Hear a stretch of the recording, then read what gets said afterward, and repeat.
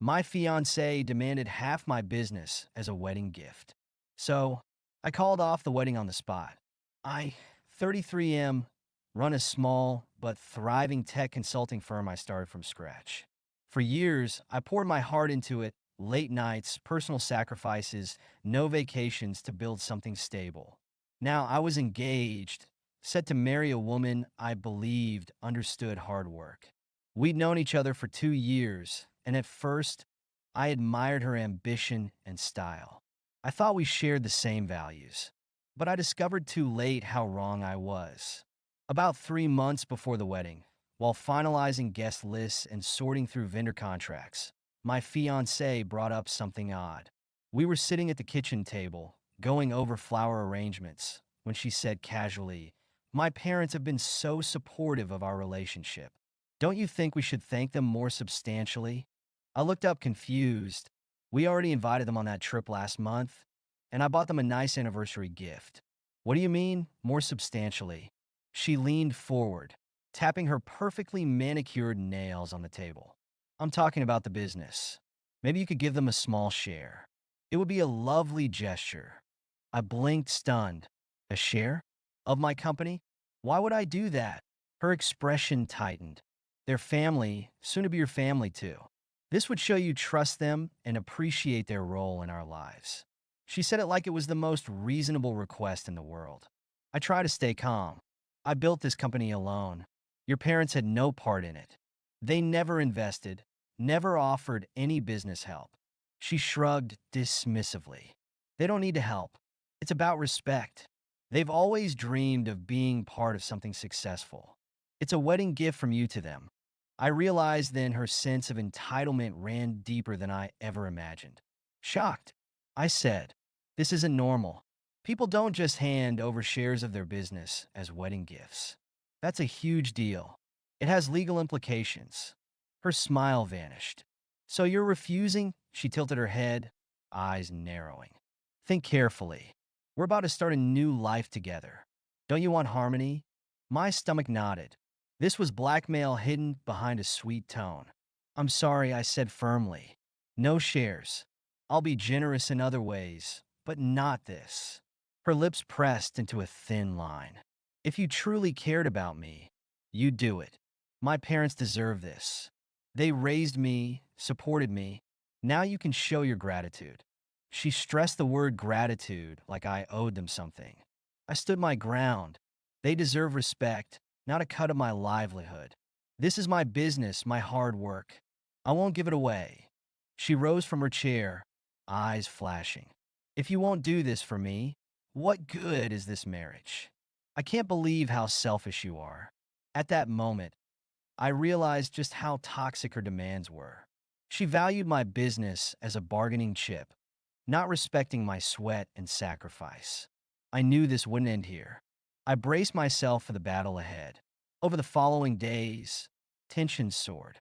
She stopped discussing wedding details and instead bombarded me with guilt trips.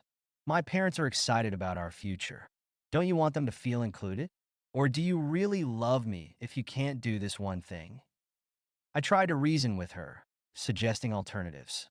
Generous gifts, a beautiful family vacation. But she wouldn't hear it. The only gift that mattered in her eyes was a stake in my company.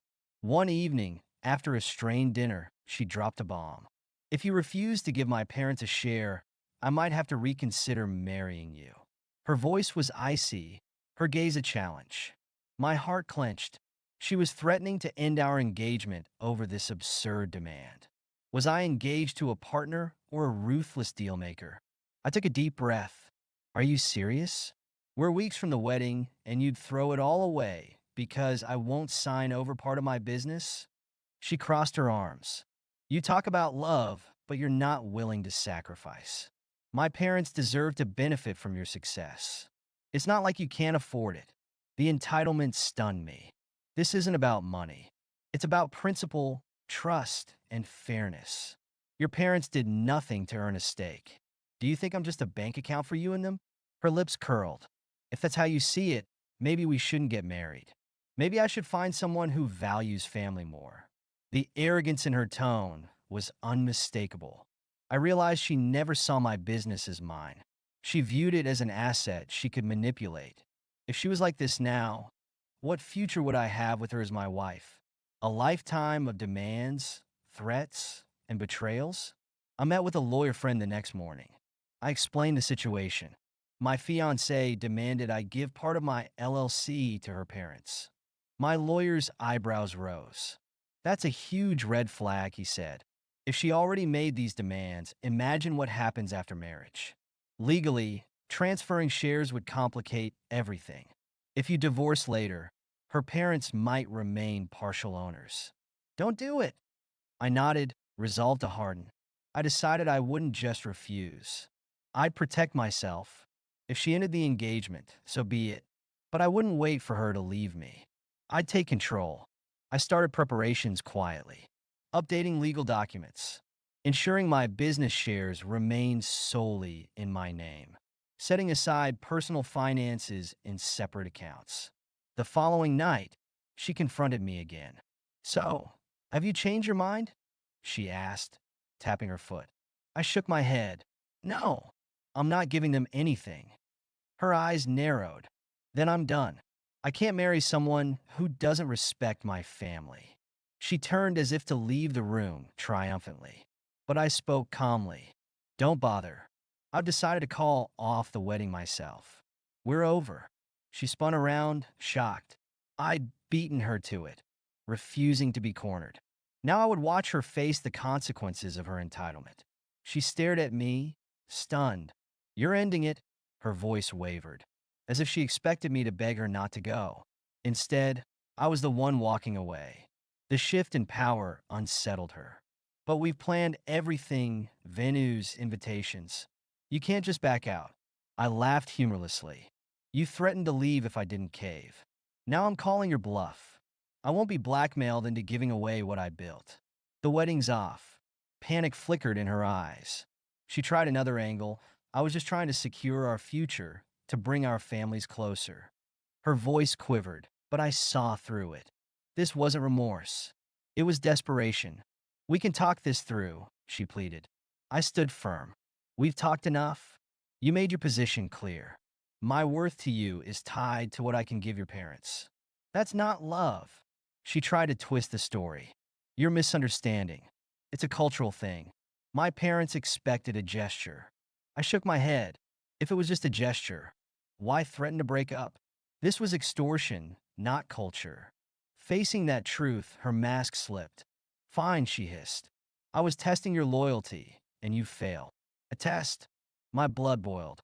You don't test your fiancé by demanding a share of his company. That's manipulation, plain and simple. With her schemes exposed, she turned vicious. She accused me of being selfish, small-minded. You have so much, yet you won't share a tiny piece. You're greedy, she spat, voice rising. I remained calm. Greedy? I built that company alone. I owe your parents nothing. Your attempt to straw me proves who's greedy. I escorted her out of my house that night. She screamed threats. You'll regret this. I'll tell everyone you abandoned me that you're a liar. I shrugged. Tell whoever you want. I've documented your demand and threats. If you try to tarnish my reputation, I have evidence. I'd recorded some of our conversations, just in case. Legal advice suggested it was allowed since I was part of the conversation. It was insurance against her false accusations. She froze when I mentioned evidence. You recorded me? Her face went pale. She knew her words wouldn't look good to anyone. Family, friends, or a judge. The next few days were chaotic. She tried contacting my relatives, crying that I'd mistreated her. But when I forwarded them snippets of her demands, they understood my decision. Mutual friends reached out, shocked by her audacity. Some sympathized with her, but most, upon hearing the full story, sided with me. In desperation, she came back to my door, sobbing. I'm sorry. I was pressured by my parents. They wanted to share, said it was normal. I love you. Don't leave me. This sudden change of tune left me cold. If you truly loved me, you wouldn't have threatened to walk away over money. She fell to her knees, begging forgiveness, tears streaming. But it was too late. I wouldn't be her pawn. As I watched her plead, I felt no triumph, only relief. I dodged a lifetime of manipulation. I told her firmly, "We're done. I won't be marrying you, and I don't trust you anymore." She tried clutching my hand, but I stepped back. "Leave now," I said quietly, "and don't contact me again." She retreated, sobbing, realizing her entitlements cost her everything. My trust, the wedding, her imagined future sharing my success. The finality of it weighed heavily in the silence after she left. But I felt lighter, free of a toxic bond that would have choked me eventually. Legally, I faced no major aftermath. We weren't married yet, so no common property to dispute. The business remained mine, untangled by her grasping hands. I filed a cease and desist through my lawyer, warning her not to defame me. Her parents tried calling once, asking if there was a misunderstanding. I told them the truth. Their daughter demanded a business share for them as a condition of marriage. They stuttered excuses, but I ended the call. My life, my company, my boundaries, none of it was up for debate. In the weeks that followed, I focused on my work, my team, and my own well-being. Some friends confided that she was spreading partial truths, saying I was controlling, stingy. But I had enough proof to clear my name if needed. The rumors died down when people realized she had no evidence, just bitterness. I learned a valuable lesson. Love doesn't require surrendering one's hard-earned achievements to please others. A real partner supports and respects boundaries, not tries to pry wealth out of you. I dodged a bullet by refusing her ultimatum and taking action first. Ultimately, I emerged stronger, cautious, but not bitter. I saw how quickly greed could poison a relationship. She underestimated my resolve, thinking I'd fold to keep peace. Instead, I proved that my integrity and self-respect weren't for sale. No doubt, she's left regretting her move, knowing she lost a stable future by pushing too far. If she imagined herself a clever strategist, she discovered I wasn't her chess piece. Actions have consequences, and her attempt to leverage my love for her parents' gain cost her everything. Thank you so much for listening to my story. If you have any thoughts, I'd love to hear them, so please leave a comment. Don't forget to like and subscribe if you want more stories like this one.